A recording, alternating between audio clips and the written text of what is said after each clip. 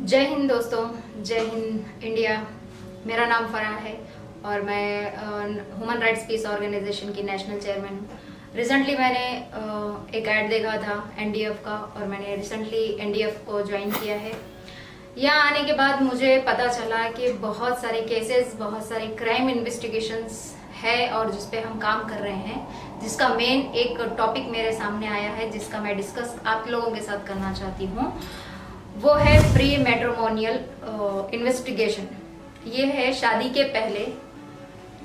पहले का इन्वेस्टिगेशन जो आज के दौर में बहुत ज़रूरी है।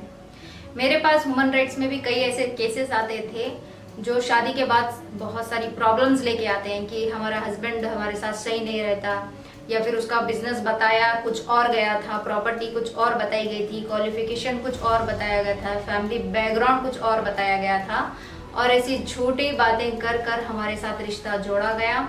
और उसके बाद इन्वेस्टिगेशन होने के बाद, मतलब शादी होने के बाद, उनको बहुत सारी प्रॉब्लम्स आई और आने के बाद उनका फाइनल ये हुआ है कि वो मसला जो है डिवोर्स तक चला गया। तो झगड़े का बाज बनता है, झगड़ों का एक क्या बोलेंगे शुरुआत इसी से होती है कि अगर हम प्रॉपरली इन्वेस्टिगेशन नहीं करते हैं। तो मेरा सब लोगों से बोलना ये है, इंडिया के तमाम जो भी लोग अभी कुछ दिनों में जिस शादी सीजन आने वाला है, तो हम क्या करते हैं, बहुत हमारे इंडिया लेवल पे बहुत आगे शादियां होने वाली है। तो मेरा बोलना ये है कि आप अगर प्रॉपरली, लड़कियां या लड़की दोनों को भी इन्वेस्टिगेशन की बहुत ज़रूरत है ना। हम बेसिकली क्या करते हैं कि किसी ने कह दिया, किसी के थ्रू हमको रिश्ता आता है ना। हमारी चाची, मामी, फूफू, जो भी हमारे कलीग्स होते हैं या दोस्त अहबाब होते हैं, जो पड़ोसी नेबर्स होते हैं, किसी ना किसी के थ्रू तो रिश्ता आता है ना। हमको ऐसा डायरेक्ट, कुछ डायरेक्ट होते हैं, कुछ इनडायरेक्टली भी होते हैं, किसी के थ्रू लगाते हैं रिश्ता। तो वो लोग क्या करते हैं कि उनके बिना पर उन्होंने कहा हमसे कि लड़का अच्छा है, ये एरिया में रहता है, ये इसकी प्रॉपर्टी है, क्वालिफिकेशन है, हमने फैमिली देखी है, बच्चा अच्छा है, तो इस बिना पे हम रिश्ते तय कर देते हैं, है ना। वहाँ पे क्या होता है, लड़का और लड़की एक दूसरे के साथ कंपैटिबल नहीं होते, झगड़ा हो जाता है उनके बीच में और बहुत सारे मसले आते हैं। जैसे कि लड़के ने बताया कि मेरे को मतलब कैसा होता है इन लोगों में कि पहले आपको झूठ बोलेंगे। सबसे पहले तो बोलेंगे लड़का पढ़ा लिखा है ना, एक डिग्री है, हमारे बच्चे की डिग्री है, हमारा ओन हाउस है, हमारा बिजनेस ही है। मतलब अगर वो 5,000 कमाता है तो वो बोलेंगे कि हमको 50,000 सैलरी है, हमारे बच्चे को बढ़ा चढ़ा के बोलेंगे, बिल्कुल बहुत रिश्ता जोड़ना है ऑब्वियसली उनको। तो ऐसे सारे झूठे बातें करके वो आपके साथ रिश्ता जोड़ लेंगे। फिर बाद में क्या प्रॉब्लम होगी, अगर हमने प्रॉपर इन्वेस्टिगेशन नहीं किया होगा और शादी हो गई होगी, तो उसके जो सैलरी है, उसके जो शौक है, उसके जो फैमिली बैकग्राउंड है, वो उसमें हमको एडजस्ट नहीं होगा, है ना। तो वहाँ पे क्या होगा, झगड़ा होगा एक दूसरे में। झगड़ा होने के बाद क्या है, कुछ भी कर सकता है एक इंसान झगड़े में।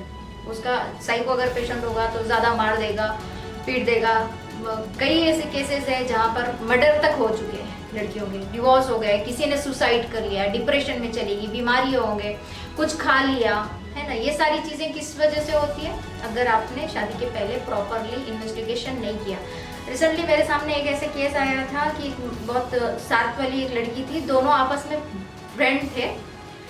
उसके भाई के रिश्ते के लिए उसने उसको ऑफर दिया, जो दूसरी सहेली थी, पार्टी थी उसकी, तो उसके साथ उसने ऑफर दिया उसको कि मेरा भाई अच्छा है, बहुत अच्छा है, उसकी जॉब अच्छी है, फैमिली बैकग्राउंड अच्छा है और हम लोगों की ऐसी प्रॉपर्टी है। और वो लड़की जो उसकी फ्रेंड थी, वो उसकी कोई रिलेटिव थी। तो ऐसे आपस में हुआ है और वो ये उसने फर्स्ट झूठ तो ये बताया कि लड़का क्वालिफिकेशन उसकी अच्छी है, फैमिली बैकग्राउंड अच्छा है और ऐसा वैसा उन्होंने समझो फेक बातें बताई, फेक प्रॉपर्टी भी बताई।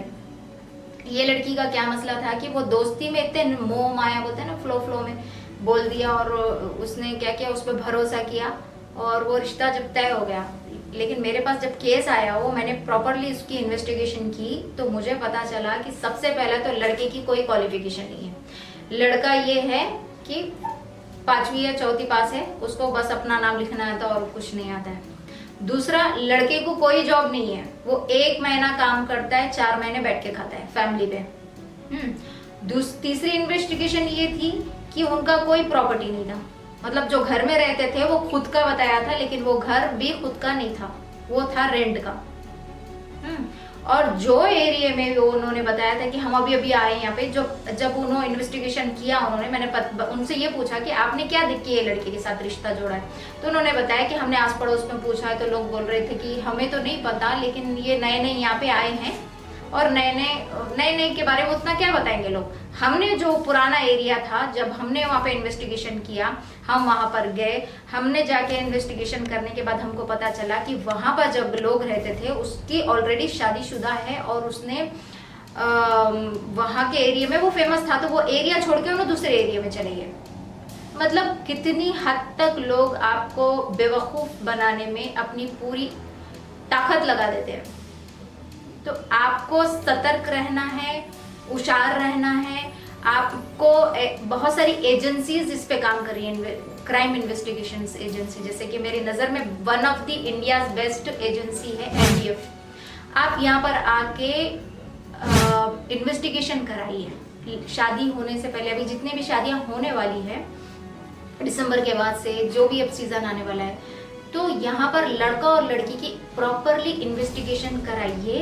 करने के बाद आपका जो डिसीजन होगा, आप वो अच्छी फैमिली से आप रिश्ता जोड़ सकते हैं। अदरवाइज आपने अगर ये ऐसा नहीं किया तो आगे की सारी जितनी प्रॉब्लम्स है वो आपको फेस करनी पड़ेगी, है ना। जब इंसान मेंटली डिस्टर्ब रहता है, उसके घर में सुकून नहीं रहेगा, है ना। शादी इसलिए करता है इंसान की मेंटली हेल्थ अच्छी रहे, सुकून रहे। एक बहुत बड़ी जिम्मेदारी होती है। जब उसका घर ही सही नहीं बचेगा, सही उसका दिमाग ही नहीं चलेगा, उसकी हेल्थ ही अच्छी नहीं रहेगी, तो वो आगे क्या काम कर सकता है। अगर आप चाहते हो कि आपकी शादीशुदा लाइफ में या आपकी शादी होने के बाद कोई भी प्रॉब्लम्स ना आए, तो मेरा सजेस्ट करना ये है सब लोगों से कि आप one of the best, India's best NDF जो डिटेक्टिव एजेंसी है, इससे संपर्क कीजिए और प्रॉपरली इन्वेस्टिगेशन कीजिए और आगे की जो जिंदगी है शादी के बाद की वो सुरक्षित कीजिए।